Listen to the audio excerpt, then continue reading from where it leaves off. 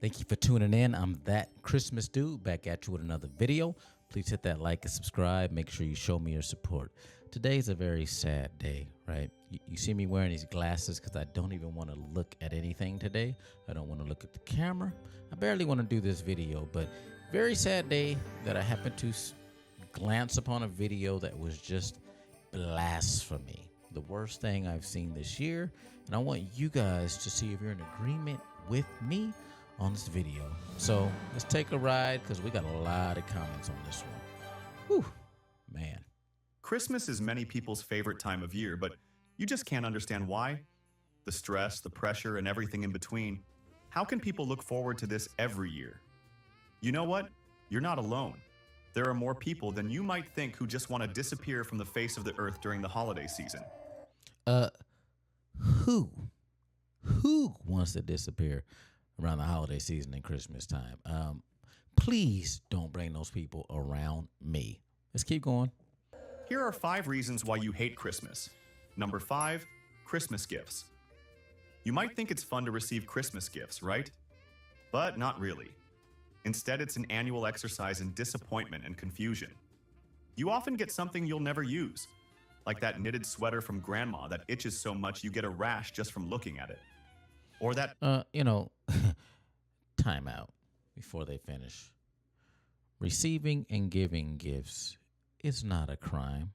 Even if you get something you don't want or the same gift, it's the fun in it. It's the joy in it. So now I can see if, you have a gift exchange and your gift is above and beyond and someone's is not, that can be something that can kind of get you upset. But the fact of receiving and giving and just knowing that it's coming, like that's the joy of it. This is sad. Perfume you get every year that gives you a migraine before you even open the present. And then there's the opening part. You have to act like you love the gift, even if it's something utterly useless. You sit there with a stiff smile and say, "Oh wow, just what I needed." When what you're really thinking is, "What am I supposed to do with this?" And buying gifts for others. Don't even get me started. Your worst nightmare. It's a complete war in the stores. People are hysterical trying to find the perfect gift, and all you want is to run home, dive into bed, and pull the covers over your head. Number 4. Before we hit the blasphemy of Christmas decorations, let me go over being out and shopping is the greatest thing about Christmas. The crowds can be iffy, but just being in the spirit of Christmas, just being around all the lights and trees and Nordstrom's and Macy's and all that should bring out joy. If it doesn't, shame on you. I'm going to go back to another thing that they did say that was just terrible. As far as gifts, if you get something you really, really don't like, let me give you a hint. Give it to someone like you who doesn't like Christmas, right? I'm going to give you that since I didn't like it. So this is sad. Decorations. The endless requirement to turn your home into a blinking disco. Every year you think, this year, I'll keep it simple. But suddenly you find yourself with boxes full of string lights that are more tangled than your life's problems and a Santa that looks at you like you've completely lost it. Why do you do this to yourself every year? And then there's the Christmas tree. Whoever decided we should drag an entire forest into the house for a month every year deserves to be fired. Year after year, you use those awful old ornaments you inherited, which look like they come from a time when color coordination didn't exist. You can't bring yourself to throw them away, but you also can't bring yourself to put them anywhere other than on the least visible branch in the back. And the outdoor lights. Why does your neighbor always have to turn their house into a light show that can be seen from space? You just don't get it. Number 3, Christmas. Okay, before we hit Christmas movies, this person is just, this is terrible. Having a Christmas tree in the house, you're bringing the outside nature in. It's just like having any ordinary plant in your house, just a little bigger, right? This should bring you joy because it's green and it smells nice. And if you have a fake tree, just get a candle that smells like pine. That's all. And as far as the lights outside, this is probably the worst of what they said, right? Simply because if I have a hard day at work, for those of us who do work, we come home or we're driving in the neighborhood and we see lights. That should bring us a little joy. It usually gets dark early around wintertime. So to not find this joyful and just like regular street lights, shame on you. Christmas movies are that special kind of film you watch every year, even though you already know exactly what's going to happen. It's like being stuck in a loop where every movie follows the exact same formula. An overly sweet person in a small town, an unpredictable Christmas miracle, and a love story that blooms amid snowflakes. This also got to be the worst. You don't like Christmas movies? Okay. Now we have our favorites, right? I'll go over my favorites later. But if I gave you just two, Four Christmases, Christmas Story, we have a lot of favorites we like to watch. But I really enjoy Hallmark. We watch that all year long, and Hallmark brings love in the air. Yes, we know what's going to happen, but that's the reason why it's good, and so it just brings you joy. What else are you going to watch, right?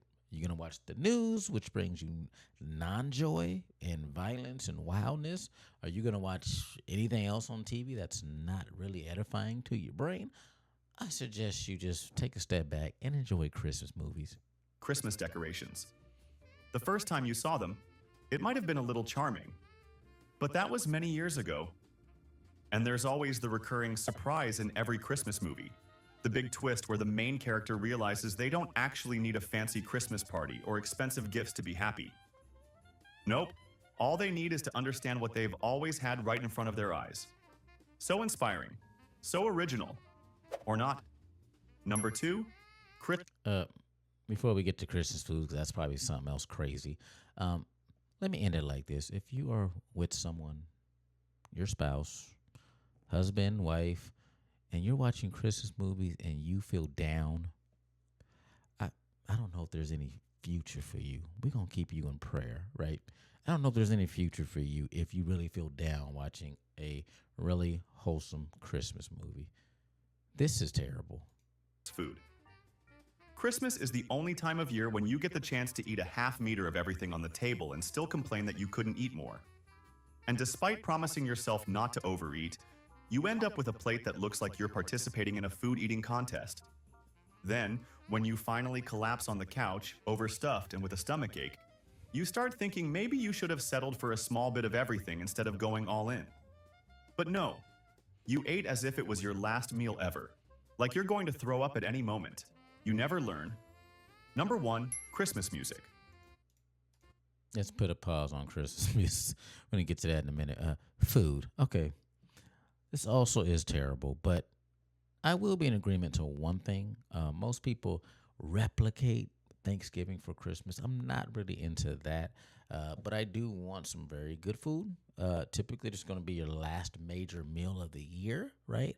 Because you're going on a fast or hiatus. So this is probably your last week of enjoying until you really have to, reality hits as all this weight is put on. So you should enjoy food at the end of the year. This is something that doesn't make sense to me. And it probably should be a little more desserts in there that they didn't show. But yeah, to not have food around Christmas time is another thing that's terrible. By October, you start wondering how many times you'll have to listen to All I Want for Christmas Is You. Could it be 2,000 times? And that last Christmas song, let's not even talk about that. Christmas music is like that friendly but over-enthusiastic relative who always shows up at the party and won't quite leave. Every year, you think it would be nice to have a little variety. But no, instead, Jingle Bells plays over and over again. On all the radio stations and TV channels for months. Let me stop him before he starts something else. This is crazy. Some of you guys have playlists non-Christmas. You play the same thing at the gym. You play the same thing on your way to work. You play the same thing on your way home from work. And got some nerve to say, I'm tired of hearing Christmas music. Like, really? Like, let's get you, whoever is this person's coworker, just start playing in the background and overly joy him, even though he might not look it. The same songs every year just to mess with us? Is there no new music being made? Christmas music, the great annual tradition where you relive the same songs until you're convinced they're embedded in your DNA and you know every single lyric by heart. Okay. Yeah, that's enough, but that's enough for you. Okay, I'm done with this video. All right. Everything about it was terrible. ruin my day. So I figured I had to make a counter video to this for those of you guys who really, really, really love Christmas. And I hope it's the majority. So that's what I'm here for. Spread Christmas joy. And anything that's not, I will cancel in the name of Christmas. Please hit that like and subscribe. Until next time, peace. Appreciate you guys for tuning in. Please hit that like and make sure you don't forget to subscribe. Until next time, I'm that Christmas dude. Merry Christmas all year long.